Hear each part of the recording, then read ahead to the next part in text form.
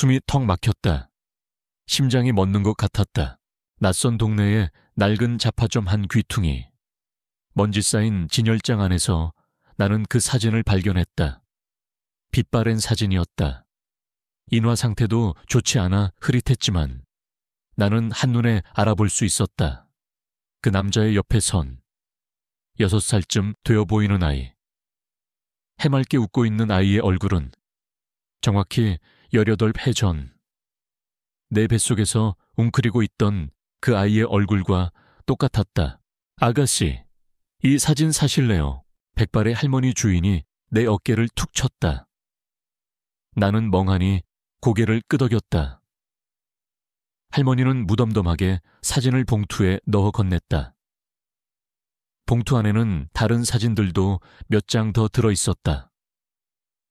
나는 봉투를 움켜쥐고 서둘러 가게를 빠져나왔다. 차가운 늦가을 바람이 얼굴을 때렸다. 나는 봉투를 열어 다시 사진을 꺼냈다. 사진 속의 그 남자는 여전히 눈부시게 빛났다. 반듯한 슈트 차림에 여유로운 미소, 세월이 흘렀어도 변함없는 모습이었다. 아니, 어쩌면 더 성숙하고 완벽해졌는지도 모른다. 그의 옆에 선 아이는 그와 꼭 닮아 있었다.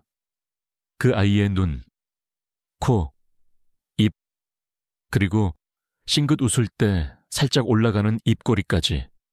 나는 내 뱃속에서, 아니 내 마음속에서만 그려보던 아이의 모습을 마주하고 있었다. 나는 사진을 들고 주저앉았다. 시멘트 바닥에 차가운 감촉이 엉덩이를 타고 올라왔지만 아무것도 느껴지지 않았다. 그저 뺨을 타고 흐르는 뜨거운 눈물만이 내 존재를 증명하는 듯 했다. 10년이 넘는 세월 동안 나는 그와 아이에 대한 기억을 봉인한 채 살았다. 이 세상에는 없는 존재처럼 지워버리고 싶었다. 아니, 지워야만 했다. 그렇지 않으면 내가 살 수 없을 테니까. 나는 나를 잊고 살았고 그와 아이를 잊고 살았다. 평범한 이름으로, 평범한 직업으로, 평범한 아파트로 숨어들었다. 이제 나는 45살의 이하나 리하나다. 이름만큼 평범하고 단조로운 삶을 살고 있다. 낡은 원룸 아파트에서 혼자 지내며 동네의 작은 도서관 사서로 일한다. 매일 아침 7시에 일어나 빵 한 조각과 커피로 아침을 때우고 8시에 출근해 낡은 책들을 정리한다. 퇴근 후에는 집으로 돌아와 TV를 켜고 저녁을 먹는다. 아무도 없는 방에 불을 켜고 혼자만의 시간을 보낸다. 이런 내 삶에는 텅 빈 공간이 있었다. 마치 퍼즐 조각이 하나 빠진 그림처럼. 완벽한 듯 보이지만 어딘가 허전한 그런 공간. 나는 그 공간을 느끼지 않으려 애썼다. 바쁘게 움직였고 억지로 웃었고 늘 혼자였다. 그 텅 빈 공간은 누군가를 잃어버린 사람만이 가질 수 있는 상실감이었다. 내가 도서관에서 가장 좋아하는 시간은 해질녘 창가에 앉아 책을 읽는 시간이다. 저녁 노을이 붉게 물드는 풍경은 언제나 내 마음을 평화롭게 했다. 그리고 그 순간 나는 잠시 잊고 있던 과거의 나를 만날 수 있었다. 18배 전의 나. 아무것도 모르던 순진한 20살의 이하나. 나는 그 시절의 나를 생각하며 미소 지었다. 그때의 나는 세상이 동화 속처럼 아름답고 사랑이 모든 것을 해결해 줄 것이라고 믿었다. 그러나 그 믿음은 산산조각이 났다. 그를 만난 후 내 삶은 한 폭의 지옥도가 되었다. 그는 내게 모든 것을 약속했지만 결국 아무것도 주지 않았다. 아니, 정확히 말하면 모든 것을 빼앗아갔다. 내 순수함, 내 자존심, 내 미래, 그리고 가장 소중한 것을, 내 뱃속의 아이를 잊었다고 생각했다. 그러나 그 사진 한 장이 모든 것을 무너뜨렸다. 마치 억지로 덮어둔 화산이 다시 폭발하듯 억눌러 왔던 감정들이 한꺼번에 쏟아져 나왔다. 분노, 슬픔, 그리고 사무치는 그리움. 나는 그에게 복수하고 싶었다. 그러나 나는 평범한 사서일 뿐이었다. 그는 세상의 모든 것을 가진 총수였고 나는 아무것도 가진 것이 없는 여자였다. 복수는 불가능에 가까웠다. 그래서 나는 포기했다. 아니, 포기했다고 믿었다. 그날 밤 나는 잠을 이룰 수 없었다. 봉투 속의 사진들을 꺼내보았다. 총 3장의 사진이 있었다. 첫 번째는 그와 아이가 함께 찍은 사진, 두 번째는 아이의 독사진, 그리고 세 번째는 그가 다른 여자와 결혼하는 결혼식 사진이었다. 나는 결혼식 사진을 보며 쓴웃음을 지었다. 이럴 줄 알았다. 그는 어차피 결혼할 사람이 따로 있었다. 나는 그저 그에게 스쳐 지나가는 하룻밤의 실수였을 뿐이었다. 그러나 나는 그 실수를 온몸으로 받아냈고 그에게 버림받았다. 그리고 아이의 사진을 보자 나는 다시 눈물을 흘렸다. 내 눈을, 내 코를 닮은 아이. 나는 그 아이를 낳고 내 손으로 키웠다. 아이가 태어났을 때 나는 얼마나 기뻤던가. 세상의 모든 고통이 사라지는 것 같았다. 그러나 나는 그 아이를 떠나보내야만 했다. 모든 것을 잃은 채 나는 결국 그 아이를 그의 가족에게 보냈다. 그것이 아이를 위해 가장 좋은 선택이라고 믿었지만 사실은 나 자신을 위해 가장 비겁한 선택이었다. 나는 아이를 사랑했지만 아이를 키울 자신이 없었다. 아이를 위해 희생할 용기도 없었고 아이와 함께 세상의 비난을 감당할 용기도 없었다. 나는 그 사진을 보며 밤새도록 울었다. 내 삶은 그날 이후로 멈춰버렸다. 과거의 상처가 다시 터져나오자 나는 더 이상 평범한 삶을 유지할 수 없었다. 출근도 하지 못하고 멍하니 방에 앉아 창밖만 바라보았다. 텅 빈 공간이 아니라 내 마음속에 묻어두었던 모든 것들이 살아나 나를 짓눌렀다. 나는 더 이상 도망칠 수 없었다. 도서관에 사직서를 냈다. 짐을 정리했다. 나는 더 이상 이 도시에서 숨어 살고 싶지 않았다. 나는 그에게 돌아갈 것이다. 그가 가진 모든 것을 뺏고 그가 내게 했던 것처럼 그를 철저히 파멸시킬 것이다. 그리고 잃어버린 내 아이를 되찾을 것이다. 창밖으로 늦가을에 차가운 바람이 불어왔다. 나는 사진을 꽉 쥐고 일어섰다. 이제 더 이상 과거의 나로 살지 않을 것이다. 나는 이하나, 복수를 위해 돌아온 여자다. 그날의 끔찍한 기억들이 시작되기 전 나는 정말로 평범한 사람이었다. 아니, 어쩌면 평범함 그 자체였다고 말하는 편이 맞을 것이다. 이름은 이하나. 20살의 풋풋한 나이에 서울 변두리의 한 대학에 입학했고 졸업 후에는 작은 무역회사에서 격리 업무를 맡았다. 사무실의 다른 동기들처럼 화려한 꿈도 대단한 야망도 없었다. 그저 주어진 일을 묵묵히 해내고 월급날이면 동료들과 삼겹살에 소주 한 잔을 기울이는 것이 내 삶의 전부였다. 나에게는 특별히 친한 친구도 기댈 만한 가족도 없었다. 부모님은 내가 고등학교를 졸업한 해에 사고로 돌아가셨다. 나는 서울에 홀로 남겨졌다. 친구들은 저마다의 삶을 찾아 바쁘게 살고 있었고 나는 그들의 반짝이는 삶 속에 끼어들기엔 너무나 초라한 존재였다. 그래서 나는 늘 혼자였다. 점심시간이면 구내식당 한 귀퉁이에서 책을 읽거나 퇴근 후에는 집으로 곧장 돌아와 텔레비전을 켰다. 드라마 속 주인공들의 사랑과 이별을 보며 대리 만족을 느꼈다. 나는 어쩌면 사랑이 고픈 사람이었을지도 모른다. 아니, 사랑이라는 단어조차 사치였다. 그저 누군가에게 기대고 싶었고 내가 아닌 다른 누군가와 함께 숨쉬고 싶었다. 퇴근 후에 텅 빈 방, 아무도 없는 정막 속에서 나는 나 자신을 잃어갔다. 내 모습이 초라해 보였고 내 삶이 무의미해 보였다. 나는 나를 사랑하지 않았다.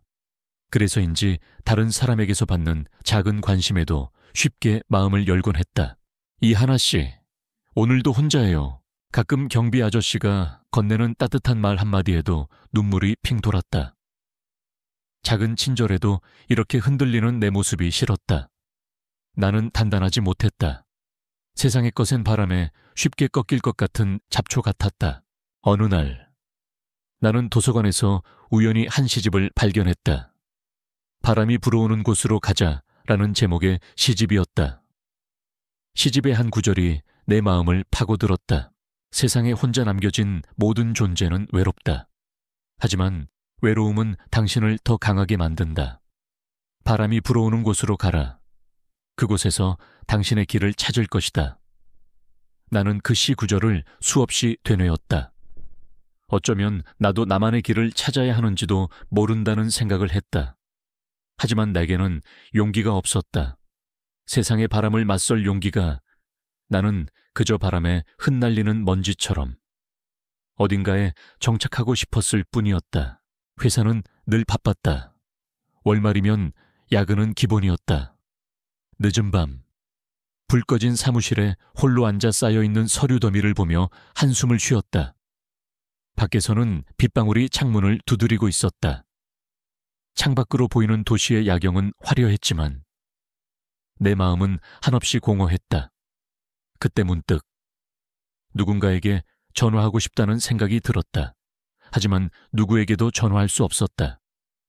내게는 전화를 걸어 나 지금 너무 힘들어요 라고 말할 수 있는 사람이 없었다. 나는 외로웠다. 외로움은 나를 좀먹고 있었다. 겉으로는 괜찮은 척 웃고 있었지만 속으로는 서서히 무너지고 있었다. 마치 벽돌 하나하나가 무너져 내리는 성처럼 내 마음은 하루하루 약해지고 있었다. 그러던 어느 날 퇴근길에 길게 핀 장미꽃을 보았다. 빨간 장미꽃은 비에 젖어 더욱 선명하게 빛났다. 나는 홀린 듯 장미꽃을 바라보았다. 그때 내 뒤에서 누군가 나를 불렀다.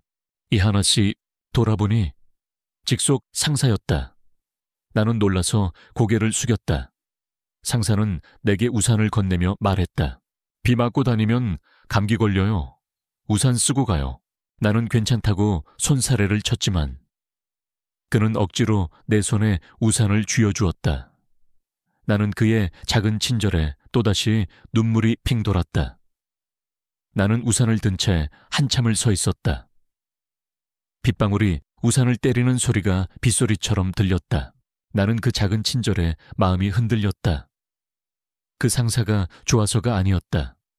그저 누군가가 나에게 건넨 작은 관심이 너무나 고마웠을 뿐이었다. 며칠 후 나는 그 상사와 함께 저녁을 먹게 되었다. 그는 내게 여러 가지 이야기를 해주었다. 자신의 가족 이야기, 취미생활, 그리고 꿈에 대해 이야기했다. 나는 그의 이야기를 들으며 마음이 따뜻해지는 것을 느꼈다. 나는 그와 함께 있는 시간이 좋았다.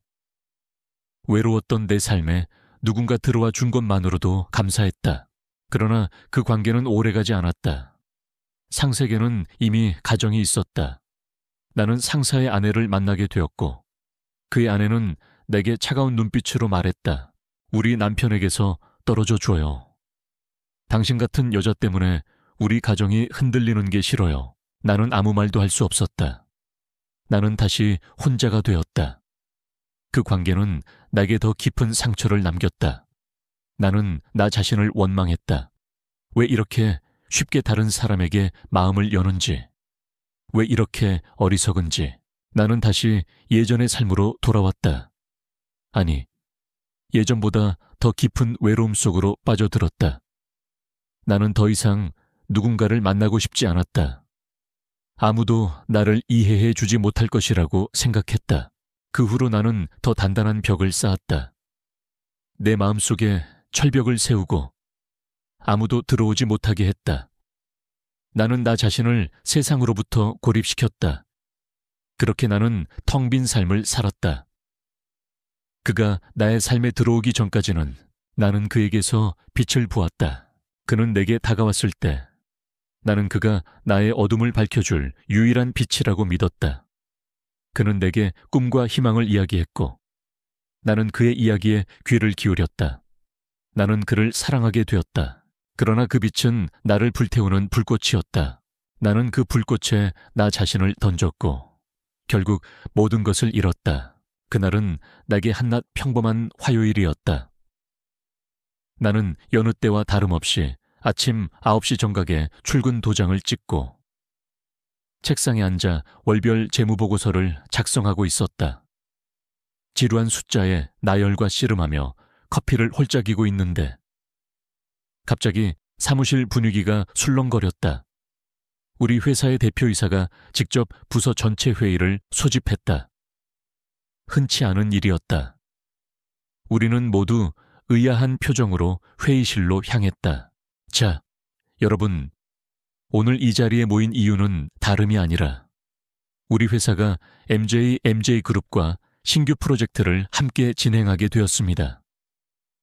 그동안 저희가 준비했던 해외 시장 진출을 MJ그룹의 네트워크와 자본으로 더욱 확실하게 이룰 수 있게 된 것입니다. 대표이사의 목소리에는 흥분과 자부심이 가득했다. 직원들은 모두 놀라움을 금치 못했다. MJ그룹이라니 한국을 넘어 아시아 전체를 아우르는 거대 기업 아닌가. 한낱 중소기업인 우리 회사가 어떻게 그들과 손을 잡게 된 것일까. 그때 대표이사는 덧붙였다. MJ그룹의 총괄 대표이사이신 김민준 사장님께서 직접 프로젝트의 진두지휘를 맡기로 하셨습니다. 그 말에 직원들의 술렁임은 더욱 커졌다. 김민준. 나는 그 이름을 뉴스로만 접해봤을 뿐이었다. 20대 후반의 젊은 나이에 그룹을 물려받아 파격적인 경영 방침으로 그룹을 몇 배로 성장시켰다는 천재 경영인. 수많은 언론이 그의 일거수일투족에 주목했고 여성들은 그의 완벽한 외모와 압도적인 카리스마에 열광했다. 나는 그를 나와는 전혀 다른 세상에 사는 사람이라고 생각했다.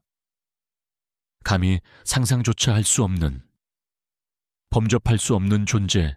이어진 회의에서 나는 그와 처음 마주하게 되었다. MJ그룹과의 첫 번째 실무회의는 우리 회사 회의실에서 진행되었다.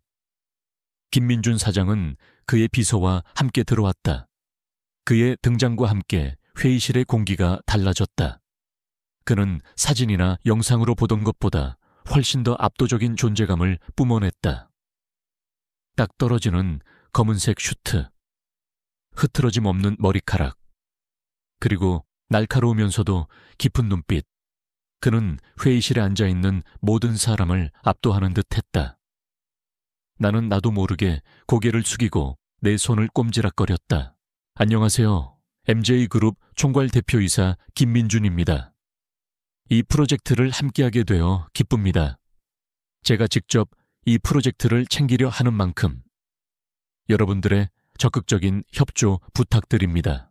그의 목소리는 낮고 부드러웠지만 그 안에는 강철 같은 단호함이 느껴졌다. 모두가 긴장하며 고개를 끄덕였다. 나는 그저 조용히 내 자리에 앉아 있었다. 내가 맡은 일은 그저 회의록을 작성하고 차를 준비하는 일이었다. 회의가 시작되고 모두가 진지하게 프로젝트에 대해 논의했다. 나는 연필을 쥔 채 빠르게 회의 내용을 기록했다. 그때였다. 그가 갑자기 나를 불렀다. 이하나 씨, 맞죠? 나는 심장이 쿵 떨어지는 소리를 들으며 고개를 들었다. 내가 왜 그의 이름을 알고 있지? 나는 속으로 되뇌며 긴장했다. 방금 말씀하신 재무제표 관련 데이터. 이쪽에 좀 더 자세히 설명해 주시겠어요? 그는 내가 작성한 서류를 보고 있었다. 나는 당황했다. 재무보고서는 내가 작성한 것이 맞았지만 나는 그저 주어진 자료를 정리했을 뿐이었다. 나는 더듬거리며 말했다. 그건 저는 그냥 서류를 정리했을 뿐이라. 내 목소리는 파르르 떨렸다. 그는 나를 빤히 바라보았다. 그의 시선은 깊고 나를 꿰뚫어 보는 듯했다. 나는 얼굴이 붉어지는 것을 느꼈다. 모두의 시선이 내게로 향했다. 나는 너무나 부끄러웠다. 작은 실수를 저지른 것만 같았다. 그는 피식 웃었다. 긴장하지 마세요. 이하나 씨의 보고서 덕분에 제가 놓치고 있던 부분을 발견했습니다. 감사합니다. 그의 한마디에 회의실의 긴장이 조금 풀렸다. 그는 내게 직접 감사를 표했고 나는 얼떨떨한 기분으로 고개를 숙였다. 회의가 끝난 후 나는 텅 빈 회의실에 홀로 남아 있었다. 다른 사람들은 모두 밖으로 나갔고 나만 남겨졌다. 그때 그가 다시 회의실 문을 열고 들어왔다. 나는 깜짝 놀라 그를 쳐다보았다. 잠시 시간 괜찮습니까? 나는 대답할 틈도 없이 고개를 끄덕였다. 아까 그 보고서 말입니다. 이하나 씨가 직접 작성한 건 맞죠? 그의 질문에 나는 다시 당황했다. 그는 내가 그저 서류를 정리하는 사원이라는 것을 알고 있을 텐데 왜 이런 질문을 하는 걸까? 네, 제가 작성했습니다. 나는 용기를 내어 말했다. 그는 고개를 끄덕이며 말했다. 생각보다 꼼꼼하게 잘 정리하셨더군요. 보통 이런 자료는 팀장급이 다루는데 그의 칭찬에 나는 얼굴이 화끈거렸다. 나는 감사의 말을 전하고 싶었지만 입이 떨어지지 않았다. 그때 그는 내게 명함 한 장을 건넸다. 궁금한 점 있으면 편하게 연락 주세요. 그는 그 말을 남기고 회의실을 나갔다. 나는 그의 명함을 든 채 한참을 서 있었다. 그의 명함은 차가웠지만 내 손에 닿는 감촉은 이상하게 따뜻했다. 그날 밤 나는 잠을 이룰 수 없었다. 그의 명함을 만지작거리며 생각했다. 그가 내게 왜 이런 친절을 베풀었을까? 나는 그의 명함을 보고 또 보았다. 그의 이름, 김민준, 그리고 그의 전화번호. 다음 날 나는 떨리는 손으로 그에게 문자 메시지를 보냈다. 안녕하세요. 어제 회의록 작성했던 이하나입니다. 답장은 오지 않았다. 나는 실망했다. 역시나. 그는 나와는 다른 세상의 사람이었다. 어제의 친절은 그저 비즈니스적인 예의였을 뿐일지도 모른다. 나는 그의 명함을 서랍 깊숙이 넣어두었다. 그러나 그날 저녁 나는 그의 전화를 받게 되었다. 이하나 씨, 저 김민준입니다. 오늘 회의 준비는 잘 되었습니까? 나는 놀라서 아무 말도 하지 못했다. 그는 웃으며 말했다. 어제 메시지 보내셨던데 회의 중이라 답장을 못했습니다. 미안합니다.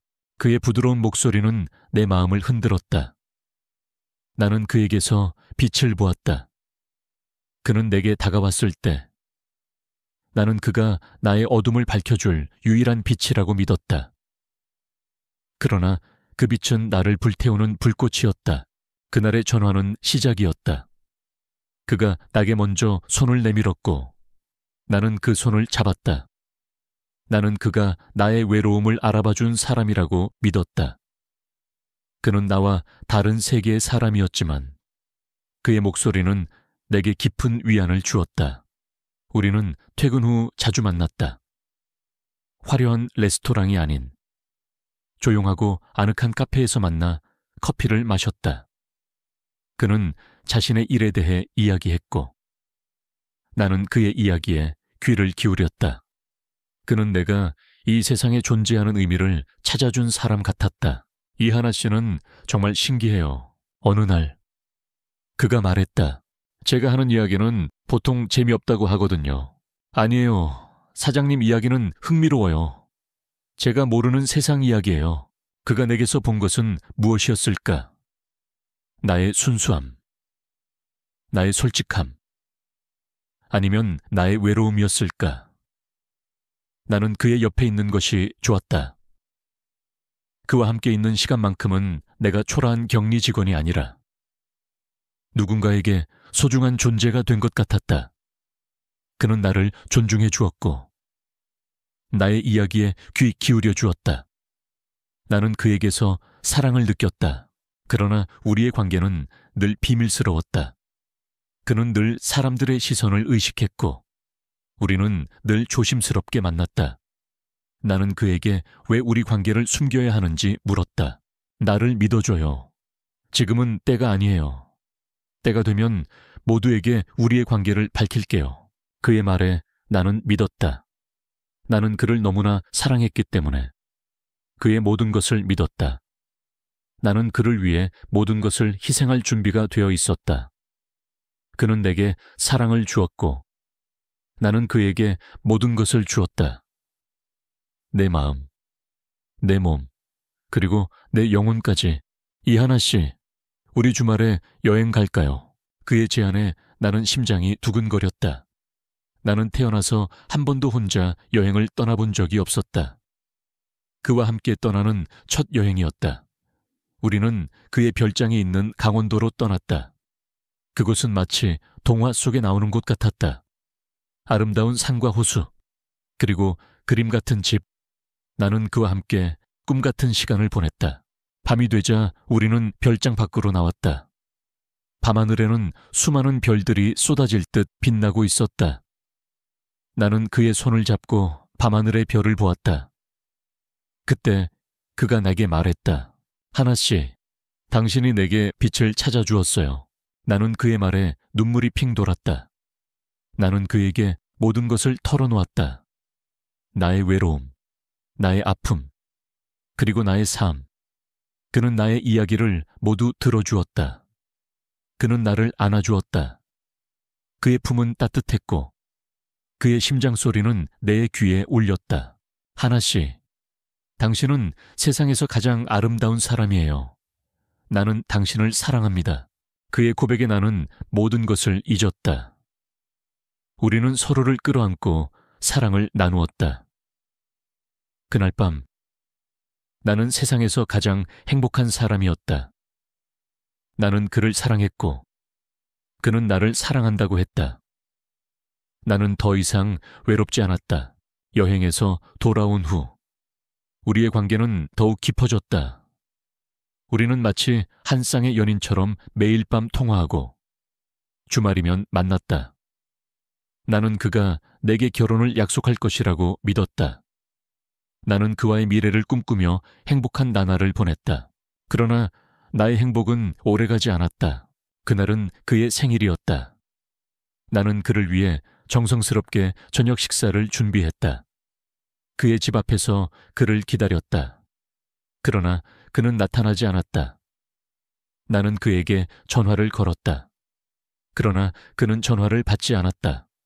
나는 불안해지기 시작했다. 혹시 무슨 일이 생긴 건 아닐까? 나는 그의 집 앞에서 밤늦게까지 그를 기다렸다. 새벽 1시가 넘어서야 그가 나타났다. 그는 술에 취해 비틀거리고 있었다. 그의 옆에는 낯선 여자가 있었다.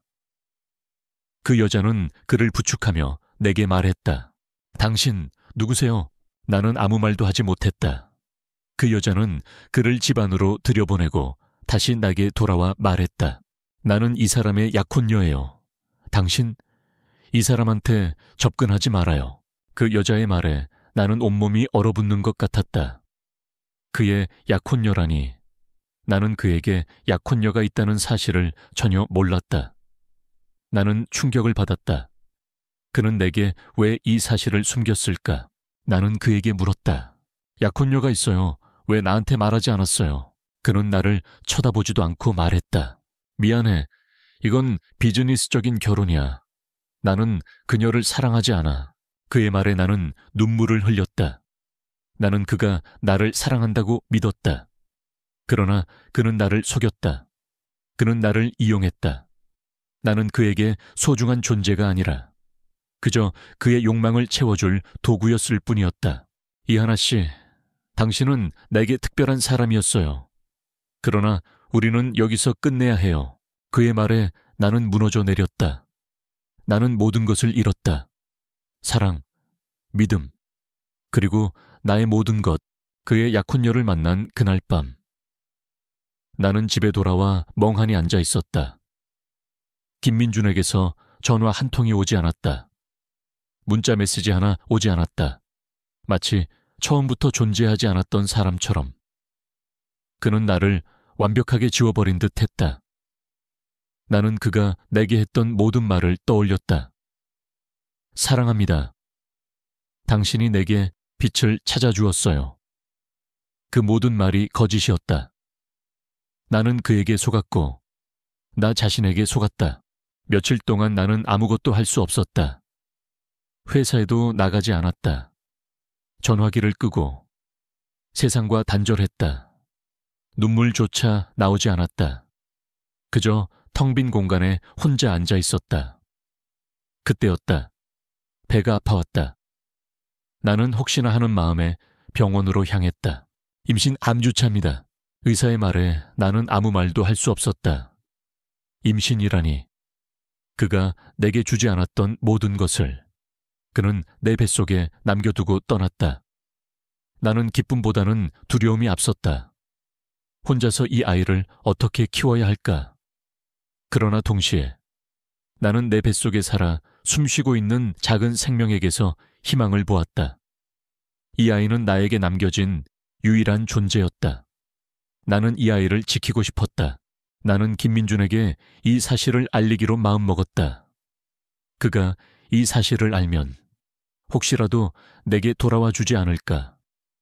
아니, 그런 헛된 희망을 품은 것은 아니었다. 그저 그가 이 아이의 존재를 알아야 한다고 생각했다. 나는 용기를 내어 그에게 전화를 걸었다. 나 임신했어요. 내 목소리는 파르르 떨렸다. 그러나 그의 목소리는 차가웠다. 이하나 씨, 지금 장난해요.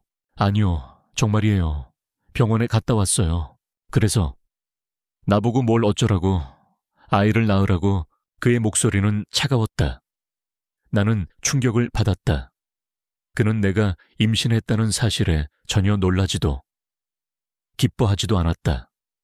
그는 단지 이 상황을 귀찮아하는 듯했다. 나는 이 아이를 낳을 거예요.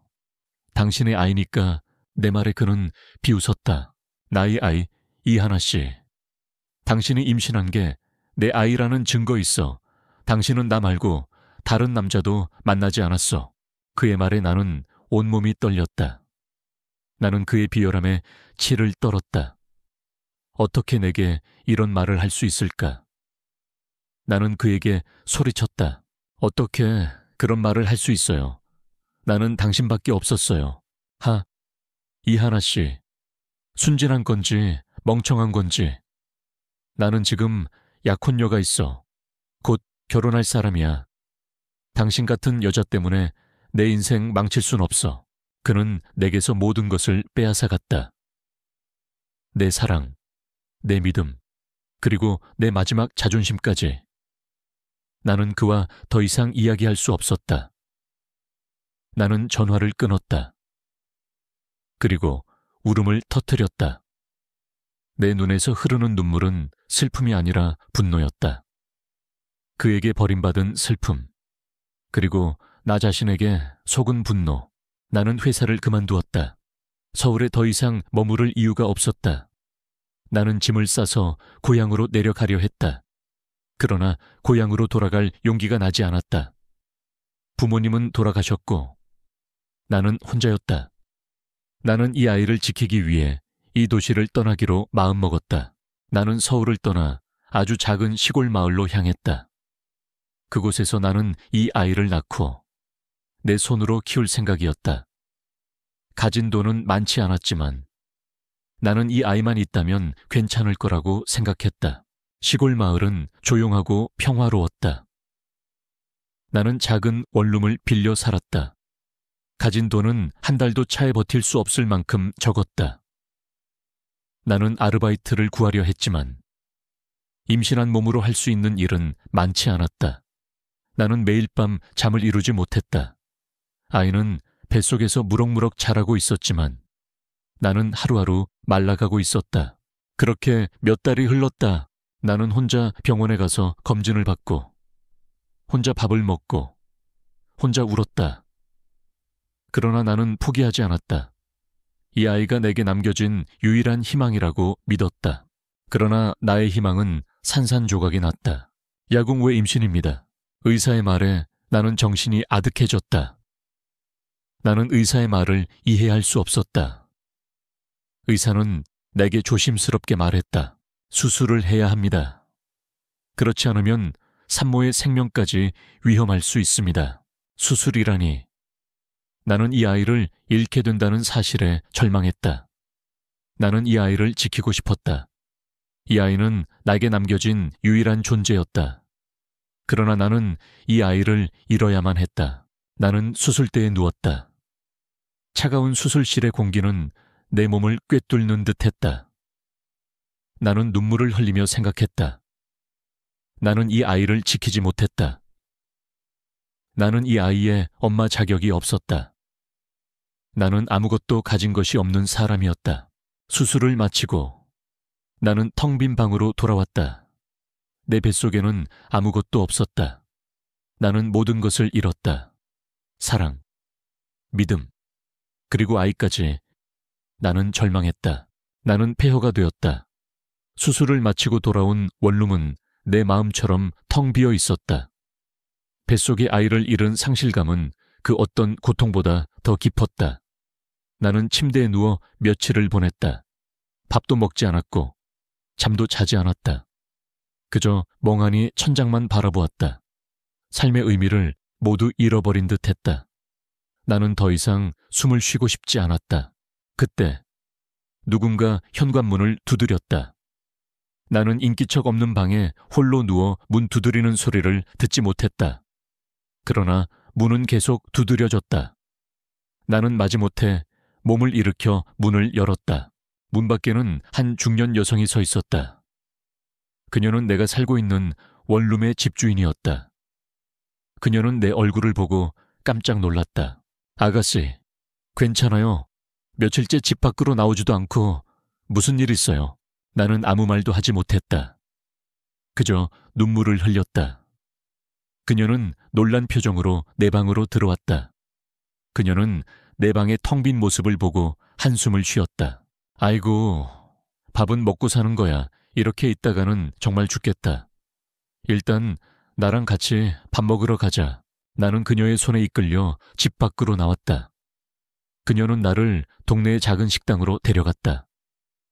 그녀는 내게 따뜻한 국밥 한 그릇을 내밀었다. 나는 숟가락을 들 힘조차 없었다. 그녀는 내 손을 잡고 말했다. 아가씨, 내가 다 알지는 못하지만 무슨 일이 있는 것 같네. 괜찮아. 다 괜찮아질 거야. 그녀의 따뜻한 말 한마디에 나는 그동안 억눌러왔던 눈물을 쏟아냈다. 나는 그녀에게 모든 것을 털어놓았다. 그를 만난 이야기, 임신했던 이야기, 그리고 아이를 잃은 이야기까지. 그녀는 묵묵히 내 이야기를 들어주었다. 그녀의 눈가에도 눈물이 맺혔다. 아이고, 얼마나 힘들었을까. 혼자서 그 모든 것을 감당하느라 그녀는 나를 안아주었다. 나는 그녀의 품에서 한없이 울었다. 나는 그녀의 품에서 처음으로 위로를 받았다. 그날 이후 나는 조금씩 달라지기 시작했다. 나는 그녀의 도움으로 동네의 작은 가게에서 아르바이트를 시작했다. 그녀는 내게 일을 가르쳐 주었고 내가 힘들어할 때마다 나를 격려해 주었다. 나는 그녀를 엄마라고 부르기로 했다. 나는 엄마의 가게에서 일을 하며 조금씩 삶의 활기를 되찾았다. 그러나 내 마음속에는 여전히 텅 빈 공간이 있었다. 그 공간은 내가 잃어버린 아이의 자리였다. 그리고 그 자리는 곧 복수심으로 채워지기 시작했다. 나는 그가 내게 했던 모든 것을 되갚아주고 싶었다. 그가 내게 주었던 고통, 절망, 그리고 상실감을 그에게도 똑같이 느끼게 해주고 싶었다. 나는 밤마다 그의 이름을 되뇌었다. 김민준. 나는 그의 이름 석자를 되뇌며 복수를 다짐했다. 1년이 흘렀다. 나는 엄마의 가게를 물려받아 작은 식당을 운영하게 되었다. 나는 그동안 모은 돈으로 서울로 올라갈 준비를 했다. 엄마는 내가 왜 다시 서울로 가려는지 물었다. 나는 그녀에게 솔직하게 말했다. 복수하고 싶어요. 그 남자를 파멸시키고 싶어요. 엄마는 나에게 아무 말도 하지 않았다. 그저 내 손을 잡고 말했다. 복수는 또 다른 상처를 낳는단다. 네가 행복해졌으면 좋겠어. 나는 엄마의 말에 아무런 대답도 할 수 없었다. 나는 행복해질 수 없었다. 그가 나에게 했던 모든 것을 갚아주기 전까지는 나는 서울로 돌아왔다. 나는 더 이상 이하나가 아니었다. 새로운 이름, 새로운 신분으로 서울에 발을 디뎠다. 나는 그를 찾아낼 것이다. 그리고 그가 가진 모든 것을 뺏을 것이다. 나는 먼저 그의 정보를 수집하기 시작했다. 그의 집, 그의 회사, 그의 가족, 그리고 그의 모든 것을 나는 그가 나에게 했던 것처럼 그의 모든 것을 뺏을 것이다. 나는 그의 회사에 위장 취업을 했다. 나는 그의 비서로 일하게 되었다. 나는 그와 아주 가까운 곳에서 그의 일거수일투족을 지켜보았다. 그는 여전히 완벽했다. 그는 여전히 많은 사람들의 존경을 받고 있었다. 나는 그를 보며 분노를 사겼다. 나는 그에게 복수하기 위해 그를 유혹하기 시작했다. 나는 그가 내게 했던 것처럼 그에게 사랑을 속삭였다. 그는 내게 넘어왔다. 그는 다시 내게 사랑을 속삭였고 나는 그의 거짓말에 웃었다. 이하나 씨는 정말 신기해요. 당신에게서 빛이 나요. 그가 내게 했던 말을 그는 다시 내게 했다. 나는 그의 말에 웃음을 참았다. 빛이라니. 나는 그에게서 빛을 보지 못했다. 나는 그에게서 오직 그림자만을 보았다. 그러나 나의 복수는 쉬운 일이 아니었다. 나는 그에게 복수하기 위해 그와 다시 사랑에 빠져야 했다.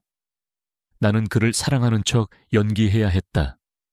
나는 그를 미워했지만 동시에 그를 사랑하는 척 연기해야 했다. 나는 그에게 복수하기 위해 나 자신을 잃어갔다. 나는 그의 비서로 위장 취업하는 데 성공했다. 그가 운영하는 거대 그룹의 심장부에 잠입한 것이다. 내 이름은 이제 윤지야, 유은지야. 깔끔한 정장 차림에 단정하게 묶은 머리. 안경 너머로 빛나는 차갑고 이성적인 눈빛은 더 이상 과거의 이하나가 아니었다. 김민주는 나를 전혀 알아보지 못했다. 당연한 일이었다. 그는 수많은 여자를 스쳐 지나갔을 테고 나 같은 존재는 그의 기억 속에서 진작에 지워졌을 것이다. 아니, 애초에 기억조차 되지 않았을지도 모른다. 나는 그의 사무실에 앉아 그의 일거수일투족을 관찰했다. 그는 여전히 완벽하고 냉철하고 빈틈없는 사람이었다. 그러나 나는 그의 내면에서부터 그를 무너뜨릴 계획을 세우고 있었다. 나의 첫 번째 목표는 그의 신뢰를 얻는 것이었다. 나는 그의 업무 스타일을 완벽하게 파악했다. 그가 원하는 보고서의 형식, 그가 좋아하는 커피의 온도, 그가 선호하는 회의 시간까지. 나는 모든 것을 완벽하게 해냈다. 그는 내게 만족했고 나를 신뢰하기 시작했다. 그는 중요한 프로젝트들을 내게 맡겼고 나는 그 프로젝트들을 성공적으로 이끌었다. 윤 비서, 당신은 정말 놀라워요. 어떻게 이렇게 완벽하게 일을 해내죠? 그의 칭찬에 나는 미소 지었다. 그의 칭찬은 나를 기쁘게 하지 않았다. 그저 내 계획이 성공적으로 진행되고 있다는 신호일 뿐이었다. 나는 그에게 더 깊이 파고들었다. 나는 그의 일상에 스며들기 시작했다. 야근 후 함께 저녁을 먹고 주말에는 함께 골프를 치러 갔다. 어느 날 저녁 우리는 함께 와인배 갔다. 그는 술에 취해 내게 속마음을 털어놓기 시작했다. 윤 비서, 나는 가끔 모든 것을 내려놓고 싶어요. 이 자리의 무게가 너무 무겁네요. 나는 그의 말에 동정하는 척하며 말했다. 사장님도 사람인데요. 당연히 힘들죠. 그는 나를 바라보았다. 그의 눈빛은 흔들리고 있었다. 나는 그가 내게서 과거의 나를 보지 못하도록 더욱 차갑고 이성적인 가면을 썼다. 나는 당신을 만난 후 잃어버렸던 나 자신을 다시 찾은 것 같아요. 그의 말은 나를 비웃는 것만 같았다. 그는 과거의 내게도 똑같은 말을 했다. 나는 그에게서 빛을 보았고 그는 내게서 빛을 찾았다고 했다. 그러나 결국 그는 나를 버렸다. 나는 그에게 말했다. 사장님, 저는 사장님을 이해해요. 저도 가끔 외롭거든요. 나의 말에 그는 나를 안아주었다. 그의 품은 여전히 따뜻했다. 나는 그의 품에 안겨 그의 심장 소리를 들었다. 그의 심장 소리는 여전히 내 귀에 울렸다. 나는 그를 사랑하는 척 연기해야 했다.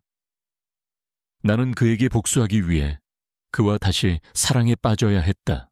나는 그에게 복수하기 위해 그와 하룻밤을 보냈다. 그는 내게 사랑을 속삭였고 나는 그의 거짓말에 웃었다. 나는 그를 미워했지만 동시에 그를 사랑하는 척 연기해야 했다. 나는 그에게 복수하기 위해 나 자신을 잃어갔다. 그러나 나의 계획은 순조롭게 진행되었다. 나는 그의 컴퓨터에서 그의 모든 기밀 자료를 빼냈다. 그의 약점, 그의 비리, 그리고 그의 모든 비밀을 나는 그에게서 모든 것을 뺏을 준비가 되어 있었다. 나는 그의 모든 것을 파멸시킬 것이다. 그러나 나는 한 가지를 놓치고 있었다. 그는 나를 사랑한 것이 아니라 그저 자신의 욕망을 채워줄 도구를 찾았을 뿐이라는 것을. 그리고 나는 그에게 복수하기 위해 그와 똑같은 사람이 되어가고 있었다는 것을. 어느 날 나는 그의 서랍에서 한 사진을 발견했다. 그 사진은 내가 과거에 잃어버린 아이의 사진이었다. 나는 충격을 받았다. 그가 이 사진을 왜 가지고 있는 걸까? 나는 그에게 물었다. 사장님, 이 아이 누구예요? 그는 나를 바라보았다. 그의 눈빛은 흔들리고 있었다. 그는 내게 말했다. 내 아들이야. 나는 그의 말에 온몸이 얼어붙는 것 같았다. 그가 내 아이를 키우고 있었다니. 나는 그를 미워했지만 동시에 그에게 감사했다. 그가 내 아이를 키워주고 있었으니까. 그런데 어떻게 당신이 그 아이를 키울 수 있었죠? 내 질문에 그는 아무 말도 하지 못했다. 그는 눈물을 흘렸다. 나는 그의 눈물을 보며 생각했다. 그는 내게 했던 모든 것을 후회하고 있는 걸까? 내 질문에 그는 아무 말도 하지 못했다. 그의 눈에서는 하염없이 눈물이 흘러내렸다. 나는 혼란스러웠다. 나는 그가 왜 우는지 이해할 수 없었다. 그는 나를 버렸고 내 아이를 버렸는데 왜 지금에서야 후회하는 눈물을 흘리는 걸까? 나는 그에게 소리쳤다. 왜 울어요? 내가 버린 아이를 당신이 키워줘서 고마워해야 하는 건가요? 내 말에 그는 고개를 저었다. 아니야. 하나씨, 그게 아니야. 나는 그 아이가 나의 아들이라는 걸 몰랐어. 그의 말은 내게 충격으로 다가왔다. 그는 내가 낳은 아이가 자신의 아들이라는 것을 몰랐다고. 나는 그의 말을 믿을 수 없었다. 거짓말, 어떻게 모를 수가 있어요. 당신이 나를 버렸잖아요. 정말이야. 나는 그날 이후로 당신을 찾았어. 당신이 사는 곳, 당신의 가족, 모든 것을 찾았지만 찾을 수 없었어. 그러다가 당신이 아이를 낳았다는 소문을 들었어. 나는 그 아이가 내 아이가 아니라고 생각했어. 당신이 날 버린 후 다른 남자를 만났다고 생각했지. 그의 말에 나는 온몸이 떨렸다. 나는 그의 말을 믿어야 할까? 말아야 할까? 나는 그의 눈을 들여다보았다. 그의 눈에는 진심이 담겨 있었다. 나는 그가 거짓말을 하고 있지 않다는 것을 알 수 있었다. 나는 당신을 버린 것을 매일 후회했어. 당신을 찾기 위해 모든 것을 다했어. 그러나 찾을 수 없었어. 그러다가 우연히 그 아이를 만났어. 그 아이는 길거리에서 혼자 울고 있었어. 나는 그 아이의 눈에서 당신을 보았어. 나는 그 아이를 데려왔어. 내 아들로 삼았어. 나는 그 아이를 키우면서 당신을 매일 생각했어. 그의 말에 나는 눈물을 흘렸다. 나는 그가 나를 버린 것이 아니라 내가 그를 버렸다고 생각했다. 나는 그에게 복수하기 위해 그를 파멸시키려 했다. 그러나 그는 나를 사랑했고 나를 찾았고 내 아이를 키웠다. 나는 그를 미워했지만 동시에 그를 용서해야 할 것만 같았다. 나는 그에게 말했다. 나도 당신을 용서할 수 있을 것 같아요. 내 말에 그는 나를 끌어안았다.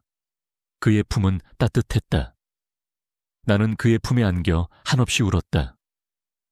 나는 그를 용서하고 싶었다. 그를 용서하고. 나 자신을 용서하고 싶었다. 그러나 나의 복수는 이미 너무 멀리 와 있었다. 나는 그를 파멸시키기 위해 그의 모든 기밀 자료를 언론에 넘겼다. 그의 비리와 그의 스캔들을 나는 모든 것을 폭로했다. 다음 날 그의 회사는 풍비박산이 났다. 그의 비리가 세상에 알려졌고 그는 모든 것을 잃었다. 그의 가족, 그의 친구, 그의 모든 것을. 나는 그에게 복수했지만 나는 행복하지 않았다. 나는 그에게 갔다. 그는 텅 빈 사무실에 앉아 있었다. 그는 나를 보았다. 그의 눈은 텅 비어 있었다. 그는 내게 말했다. 하나 씨, 당신이 이 모든 일을 꾸몄군요. 나는 당신이 나를 용서할 줄 알았는데 나는 아무 말도 하지 못했다. 나는 그를 용서하고 싶었지만 이미 너무 늦어버렸다. 나는 그를 파멸시켰고 나 자신도 파멸시켰다. 나는 그의 사무실에 서 있었다. 사방이 유리창으로 된 그의 사무실은 한때 그가 세상을 내려다보던 곳이었지만 지금은 폐허가 된 성 같았다. 그의 눈은 텅 비어 있었고 그 안에는 나를 향한 원망과 실망, 그리고 깊은 슬픔이 담겨 있었다. 나는 그의 눈빛을 똑바로 마주볼 수 없었다. 나는 그를 파멸시켰지만 나는 행복하지 않았다. 오히려 더 깊은 절망 속으로 빠져들었다. 왜 그랬어? 그의 목소리는 텅 빈 공간에 메아리쳤다. 나는 그에게 아무 말도 하지 못했다. 무슨 말을 해야 할까? 그를 사랑했고, 그를 미워했고, 그를 용서하려 했지만 결국 그를 파멸시킨 나 자신을 어떻게 설명해야 할까? 나는 그에게 모든 것을 털어놓고 싶었지만 입이 떨어지지 않았다. 그때였다. 사무실 문이 열리고 한 아이가 들어왔다. 그 아이는 내 아들이었다. 내 뱃속에 있었던, 내가 낳았던, 그리고 내가 버렸던 그 아이. 아이는 나를 보았다. 그리고 김민준을 보았다. 아이의 눈은 혼란스러움으로 가득 차 있었다. 아빠, 이게 무슨 일이에요? 아이의 목소리는 파르르 떨렸다. 김민준은 아이를 바라보았다. 그의 눈에는 슬픔이 가득했다. 그는 아이에게 다가가지 못하고 그저 아이를 바라보았다. 아이는 내게 다가왔다. 아줌마, 아빠한테 무슨 짓을 한 거예요? 아이의 목소리는 차가웠다. 나는 아이의 차가운 눈빛에 온몸이 얼어붙는 것 같았다. 나는 아이에게 진실을 말해줄 용기가 없었다. 내가 아이의 엄마라고, 내가 이 아이를 버렸다고, 그리고 내가 이 아이의 아빠를 파멸시켰다고 어떻게 말할 수 있을까? 나는 고개를 숙였다. 그때 김민준이 입을 열었다. 아니야, 아들아. 이분은 내게 아무 짓도 하지 않았어. 다 아빠의 잘못이야. 그의 말에 나는 고개를 들었다. 그는 나를 대신해 거짓말을 했다. 그는 나를 지켜주려 했다. 나는 그의 희생에 눈물을 흘렸다. 나는 그를 파멸시켰지만 그는 나를 용서했다. 그러나 아이는 그의 말을 믿지 않았다. 아이는 나를 원망스러운 눈으로 바라보았다. 나는 아이의 눈에서 나를 향한 미움과 분노를 보았다. 나는 아이를 잃었다. 나는 그에게 복수하기 위해 그를 파멸시켰고 결국 내 아이까지 잃었다. 나는 사무실을 나왔다. 나는 더 이상 그곳에 있을 수 없었다. 나는 거리를 걸었다. 거리는 사람들로 북적였지만 나는 혼자였다. 나는 나 자신을 잃었다. 나는 복수를 위해 나 자신을 파멸시켰다. 그날 이후 나는 그를 다시 만날 수 없었다. 그는 모든 것을 잃었고 나도 모든 것을 잃었다. 나는 그를 미워했지만 동시에 그를 사랑했다. 나는 그를 용서하고 싶었지만 이미 너무 늦어버렸다. 나의 복수는 성공했다. 나는 그를 파멸시켰다. 그러나 나는 행복하지 않았다. 나는 그에게 복수하기 위해 내 모든 것을 걸었지만 결국 나는 아무것도 얻지 못했다. 나는 텅 빈 삶을 살게 되었다. 10여 년의 시간이 흘렀다. 이제 나는 예전의 나로 완벽하게 돌아왔다. 도서관 사서로 일하며 퇴근 후에는 집으로 돌아와 혼자 밥을 먹고 TV를 본다. 텅 빈 삶. 그러나 이제 나는 그 텅 빈 삶을 담담하게 받아들일 수 있었다. 나의 복수는 성공했고 나는 모든 것을 잃었다. 나는 그를 파멸시켰지만 나는 행복하지 않았다. 나는 매일 밤 그와 아이를 생각한다. 그가 나를 버렸던 날, 그가 나를 용서했던 날, 그리고 내가 그를 파멸시켰던 날, 그 모든 기억들이 나를 괴롭힌다. 나는 그를 용서하지 못했고 나 자신도 용서하지 못했다. 나는 종종 길을 걷다가 그와 아이를 만날 것만 같은 착각에 빠진다. 그러나 나는 그들을 만날 수 없다는 것을 알고 있다. 그는 모든 것을 잃었고 나는 모든 것을 잃었다. 우리는 서로에게 너무나도 깊은 상처를 주었다. 나는 언젠가 이 아이에게 진실을 말해주고 싶다. 내가 그의 엄마라는 것을, 내가 그를 버렸다는 것을. 그러나 나는 그럴 용기가 없다. 나는 그 아이에게 더 이상 상처를 주고 싶지 않다. 나는 그 아이가 행복하게 살기를 바란다. 나는 매일 밤 잠들기 전 창밖을 바라본다. 창밖에는 수많은 별들이 빛나고 있다. 나는 그 별들을 보며 생각한다. 내가 그를 만나지 않았더라면, 내가 그에게 복수하지 않았더라면 나는 지금 행복했을까? 나는 그 질문에 대답할 수 없다. 나는 모든 것을 잃었지만 나는 후회하지 않는다. 나는 나 자신을 지키기 위해 싸웠다. 그러나 나는 그를 파멸시켰고 나 자신도 파멸시켰다. 나는 이 텅 빈 삶을 살아갈 것이다. 나는 이 텅 빈 삶 속에서 나 자신을 용서할 것이다. 나는 언젠가 그를 용서할 수 있을 것이다. 그리고 나 자신도 용서할 수 있을 것이다.